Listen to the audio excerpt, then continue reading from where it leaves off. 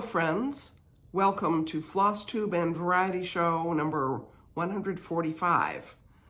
Today is Friday, February 21st, 2025. And I'm Emily Williams in Chapel Hill, North Carolina. Thanks so much for joining me today. As you can see out behind me, we have snow on the ground. Very unusual. We got about 4 inches. When would it have been? Not yesterday, but the day before mostly. And some freezing overnight. That's the typical thing around here is we get snow and it gets up to 38 or something during the day. And so there's some melting. And then it goes down to 24 at night and it freezes. And then we have a sheet of ice where the water was standing. So school is closed. 4 inches of snow. But it was very pretty to watch it fall, and later on I'll tell you about my trip to Ottawa where it puts this snow to shame. But anyway, Flosstube means cross stitch. My goodness, where's my brain?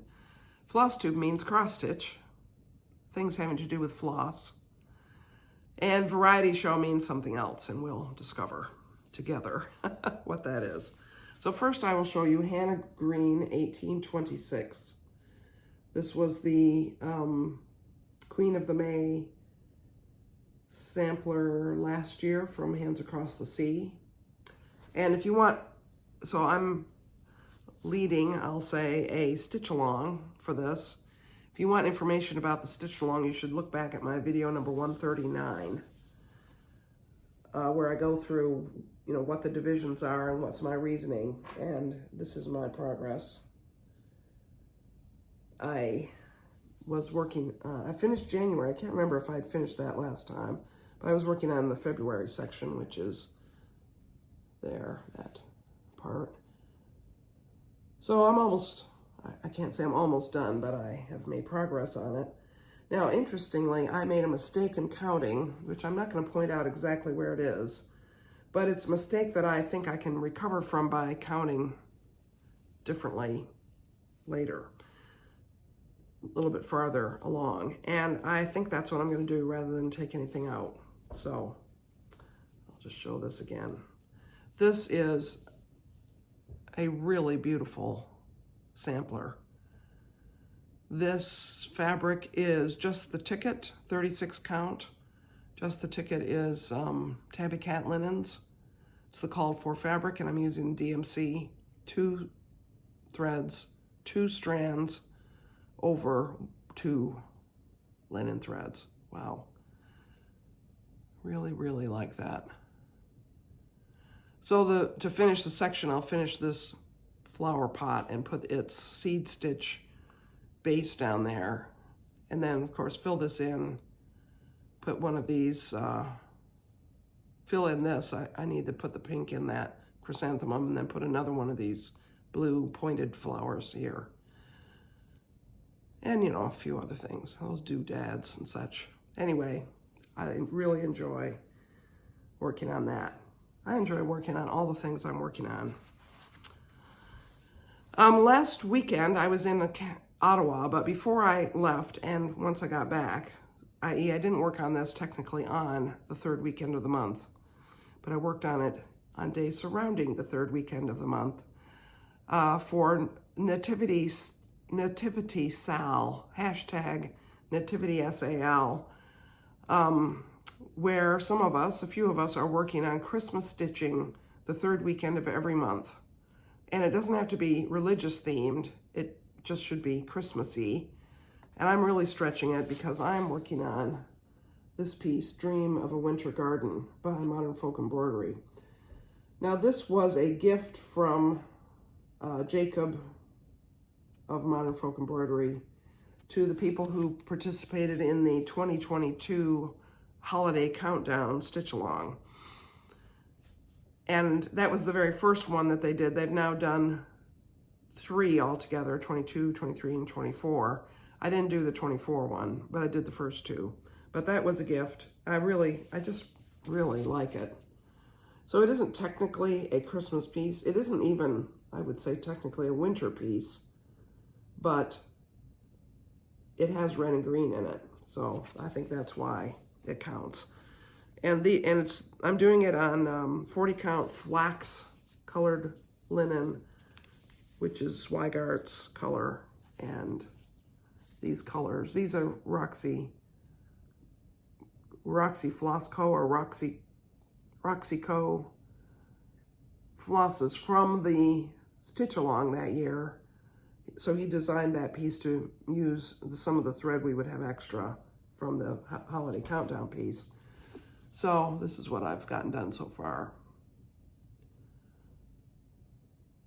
I think that'll be fun to stitch. I really love the tulips winter. Okay, that's fine. The colors are nice. So we'll see how that all comes together. Again, the third weekend of the month, Nativity SAL. Now, if I don't finish this soon, which you know I won't finish it soon. I might not even finish it this year if I were to work on it one weekend a month. I will probably switch to another Christmassy piece. But for now, this is my Nativity SAL piece. Because I was traveling, I took Harriet Salt. Harriet Salt seems to me to be a good one to take because it's all one color. Now it is kind of big, but it's 37 count Russian tea cake. So this is the whole width of it. And what I did is I finished, I think I just worked down here. I think these alphabets down here, I put in the ones that are right on the break between pages, which, as you remember last time I mentioned that I had charted where the letters finished because it was just one line shy of where they finished. And so I went ahead and stitched those letters, and that's this line right here. And then I carried on with, so I stitched more of those letters, these over here, and then I carried on with the four-sided alphabet, and then down here to these. Below this alphabet line right here, there are just one more alphabet and two lines of numbers. So that's here. One more alphabet, two lines of numbers, and then I'm into all of these border motifs. So, you know, I sort of have this slotted as a 4-year project. So I'm not in a huge rush. I started it last June, so I should be a quarter done by June if I'm going to carry on with this on a 4-year basis, but I'm not too worried about it. I'm sure that Harriet Salt did not have lots of things going. This was the only thing she had going, so it probably did not take her that long. Now, interestingly, the Queen City Sampler Guild, which is based in Cincinnati, had a presentation by Claudia Dutcher Kistler, who is one of the experts on Bristol orphanage samplers. And her presentation was on multicolored Bristol samplers. And the idea was that all of the girls and maybe a few of the boys stitched a red sampler. You just did. This is what you did if you were there at the Bristol orphanages. And some of the girls also went on to stitch a multicolored sampler. And Harriet Salt is one of the people who did. And Claudia had seen it. Her talk was not about Harriet Salt sampler, but that was just an example of a sampler, a multicolored sampler. Unfortunately, whoever owns that sampler is not interested in having it reproduced, so we will not get to have companion pieces there. So I will also show you under the roof of blue Ionian weather because I've done over 900 stitches since the last time I showed you. This is, of course, by Golden Kite, as you can see.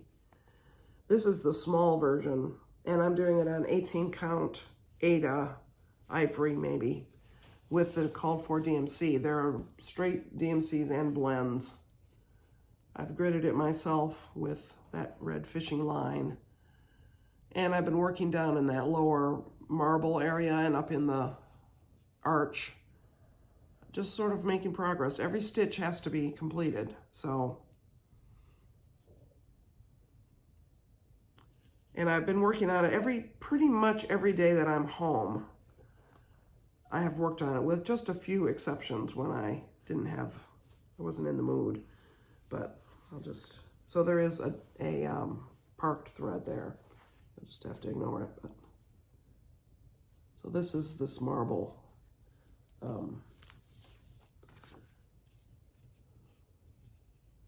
table thing, lectern, rostrum, something like that.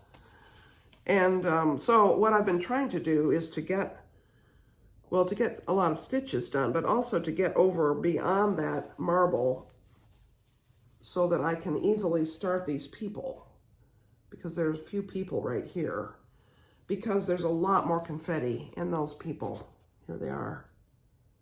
And it's going to take longer to do that section than the marble, even though the marble also has a lot of confetti in it.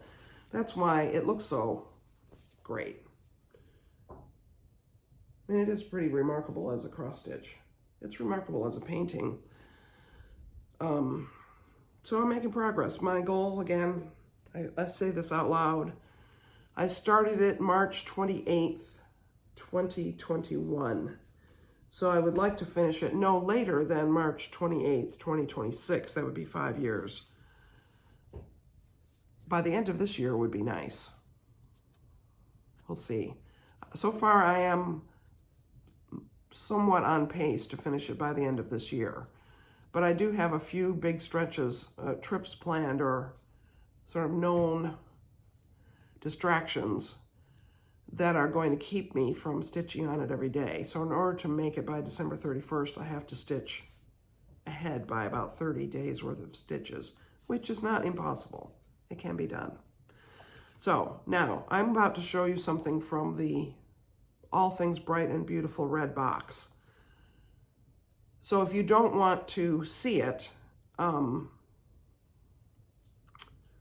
tell you what I'll do is I'll go ahead and keep talking, but I'll put on the screen here how much time you should skip ahead. And I think there's a way for me to put chapters in. So I may be able to put a chapter marker here that says the start of my talking about this item, and then a chapter mark that says the end of my talking about this item, so that if you don't want to be spoiled, if you have the box and you're saving your opening of it for some future time, a special occasion of some sort, to be with a certain person or whatever, you won't be spoiled. Now, if you want to be spoiled, Nicola Parkman's most recent video, number 405, went up 2 or 3 days ago, and that she shows the whole thing and describes the samplers and the other things that are in it, and I found it really nice to sort of hear some of the stories behind her acquiring the samplers or what made them attractive to her. But okay, I'm going to say a few more words before I say this is the time to turn away. I did buy the box. This is the third red box. I have them all. And I'm really impressed with it. There are a couple of pieces in it that I will not stitch for one reason or another. Not because I don't like them, but because I can't picture putting the time in to do it. And if you look at Nicola's video, you can begin to take guesses as to what they might be. But there are at least 3 that I would like to stitch. So we'll see whether I make it. I mean, there are 2 or 3 for sure in the previous box, Words of Wisdom, that I want to stitch. One I have partially kitted up. I have fabric and some of the DMCs. And there's 2 more, I think, from the first one, the Letters from Europe, that I want to stitch. I've done 1 or 2 from that. I can't remember. Honestly, can't remember. I think 1. So, there's a lot to do. But I decided to buy the box because I had decided not to do the Holiday Countdown from Evertote and Modern Folk Embroidery this past year. And you can't do everything.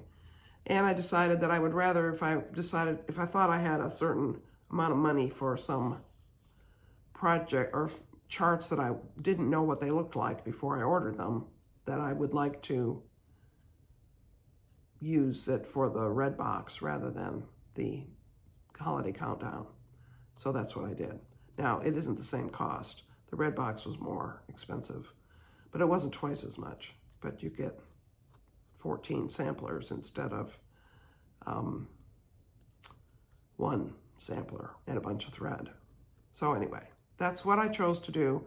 Now I'm going to, so right now you need to pause the video. You need to look at the timestamp. I'll put something on the screen right here. And I will also try to figure out how to do chapters. I think I know how. And you need to skip ahead to after I talk about this if you don't want to see it. Okay, now. I just love this little sampler by Bertram Seville Ogle, a boy. It's colorful. It has such interesting little motifs in it. He certainly filled his linen. The border is nice. Really, I really like it. And he grew up to be somebody. I mean, he was an important person. In fact, inside the booklet, there's a picture of him as an adult.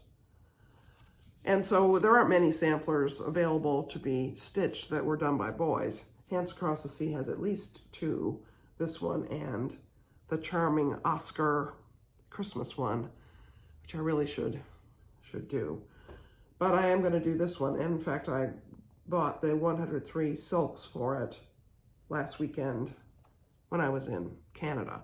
So I'm going to do it on 46 count linen. I have some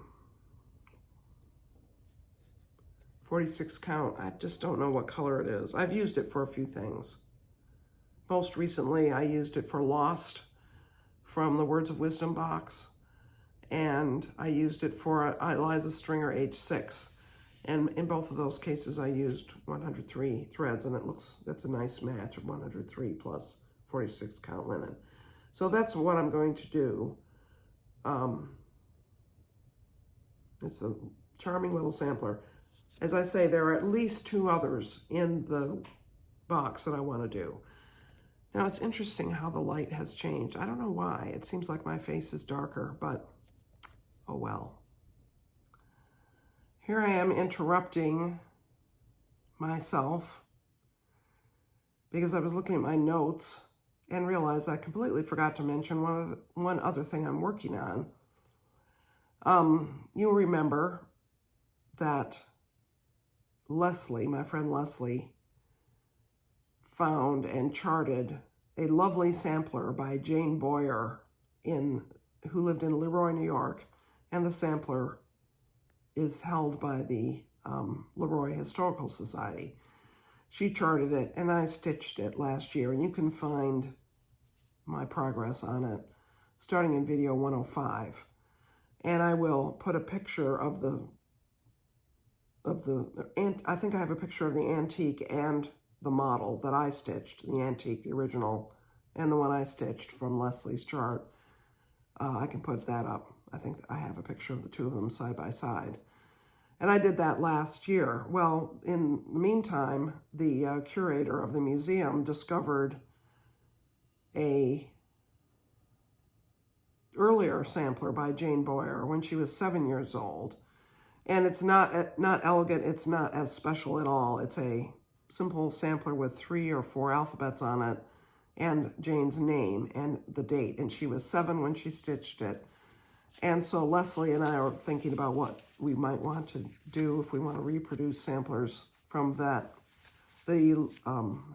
Historical Society collection. And so we have decided that we will. Leslie is working on one, which I hope to tell you more about at some point in the future. And I'm doing this little sampler by Jane Boyer, and I'll put a picture of it, the antique, here.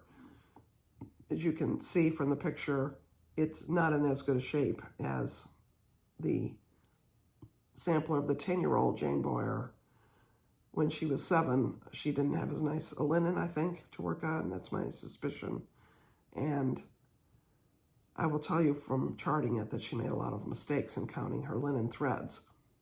That's all right. I do too, as I mentioned when I was telling you about Hannah Green. And that I wasn't miscounting linen threads, I was miscounting entire stitches. So I am not pointing the finger at 7-year-old Jane Boyer at all. But I just thought I'd show you that. That's something that Leslie and I are hoping to do another Leroy-based presentation at some point, maybe in 2026. And this little sampler will be done by then. So at some point, I will finish charting it. Leslie will have had a chance to look it over and to color match, and I will start stitching it, which will be quite fun. And at that point, I'll tell you more about what Leslie's discovered about Jane Boyer and other things. If you're interested in the full Jane Boyer sampler, you can purchase a PDF from the Leroy House, the Leroy Historical Society in Leroy, New York. And if you Google that, you can find the information about how to get it. You'll actually be sent to the Jello Museum store. That's where the retail outlet is for the Historical Society in Leroy, New York. Anyway, back to the video. So, variety show. Oh shoot, I thought I had this on Do Not Disturb. I just heard a ding. That's funny, I have it on Do Not Disturb, but I still heard a ding. Okay. Yes, last weekend I was in Ottawa. Ottawa is the capital city of the nation of Canada. Some people think Toronto is. Well, Toronto is a very large city. I think it might be the largest city in Canada. But it is the capital, I think, of the province of Ontario, but not the country of Canada. Ottawa is. Ottawa is a beautiful city.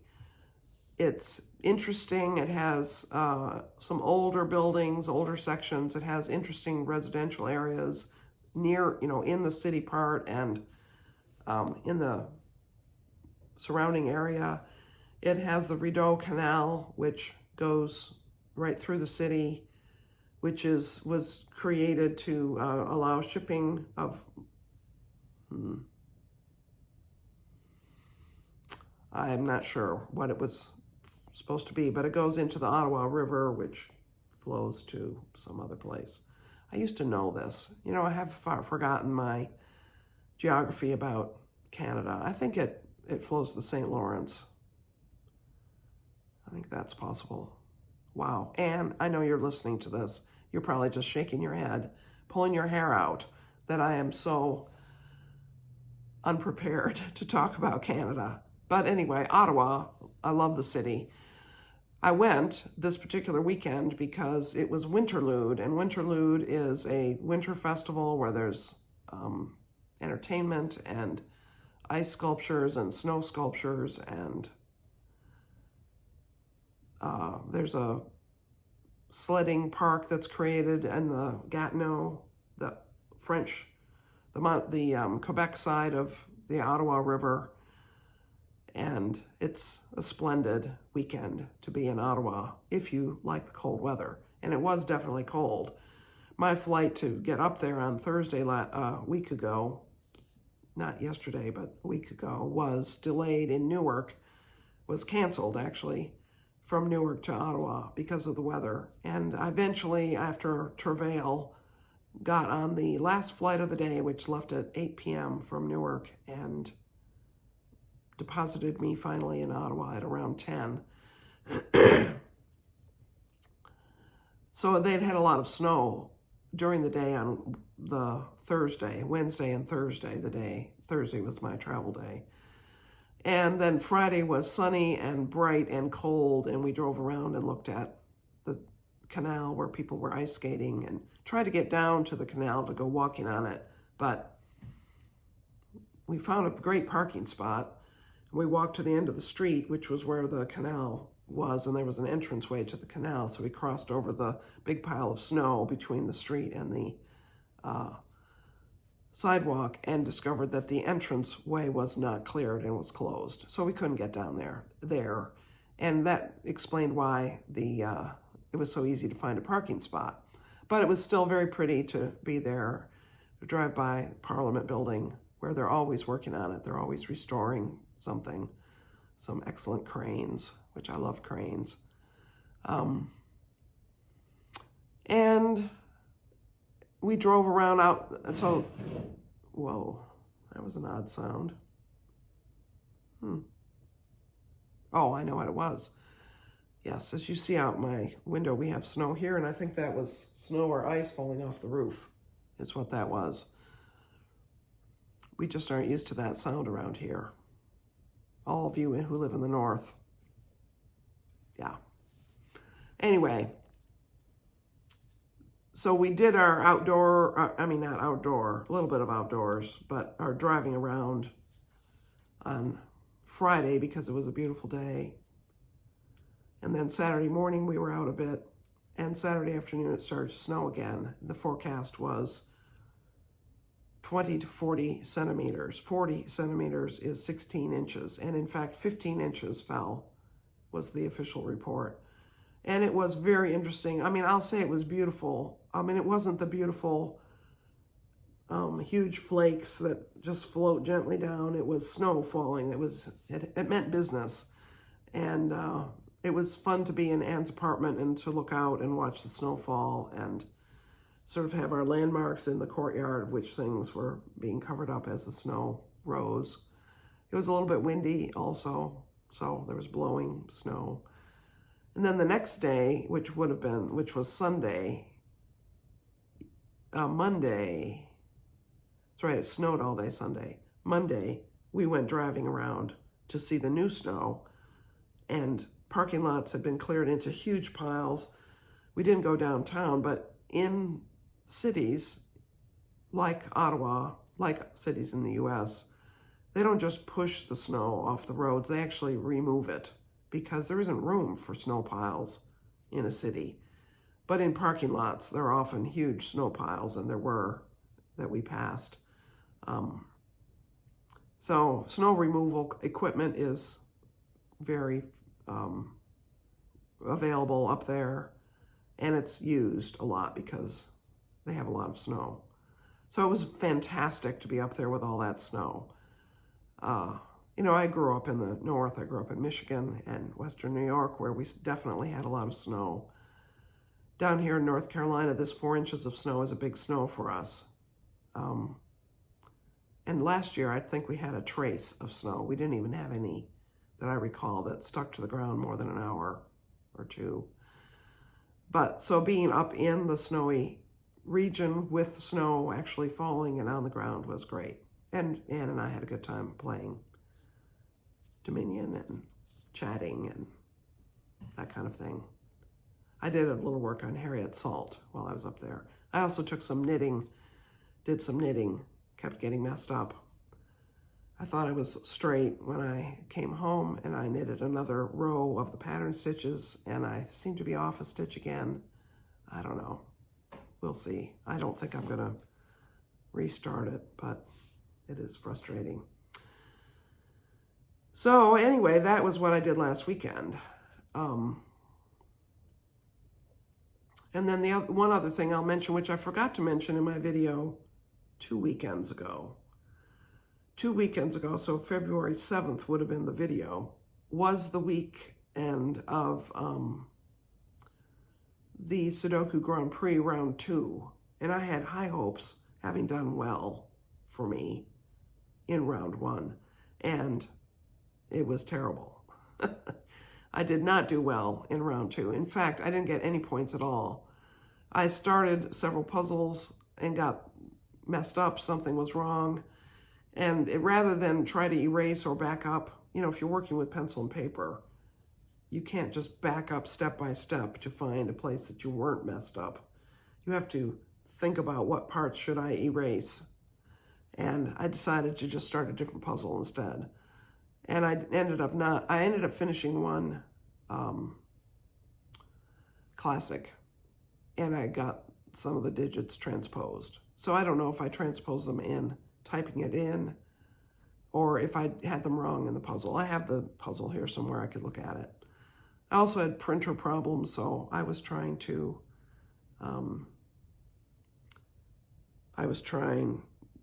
solve puzzles on paper or in the app. I would enter the puzzle into the app and try to solve it that way, rather than solving it on paper that had been just printed. So that was a little hard. Well, my husband had my laptop, and he was trying to figure out why the printer wasn't working. So anyway, it was kind of a comedy of errors that resulted in me having no points. That's all right. My son did pretty well. So that's 2 months in a row, I would say he did pretty well. I think the puzzles were definitely harder this month. So the next one starts March 7th, I believe. So just a couple weeks. So that is what I have to talk about today. I'm sorry there's no physical object to say. Here's the variety show. I hope that you aren't bored. I really do. So I do plan to make a video again next week. In fact, I do not foresee a reason that I wouldn't make a video every Friday going forward. I don't have any travel plans or major things that would distract me from being able to do a lot of stitching. I mean, not a lot of stitching. My normal amount of stitching, which is a drop in the bucket compared to what many of you stitch, I know.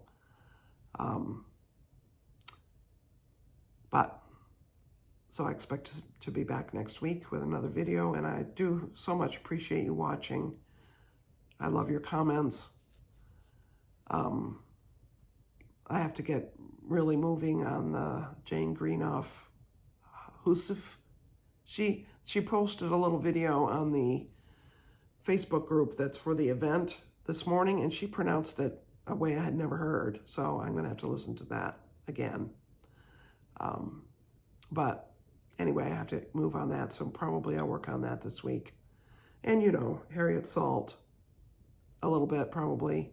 Under the Roof, I will definitely work on it. I'm not sure I'll show it every week, but we'll see. I might start the one I'm not going to mention.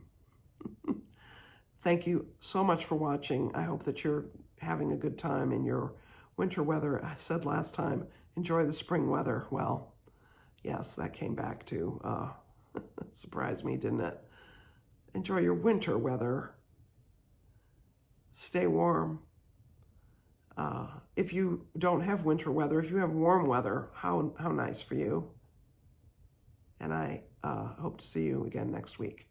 Many blessings to you, friends.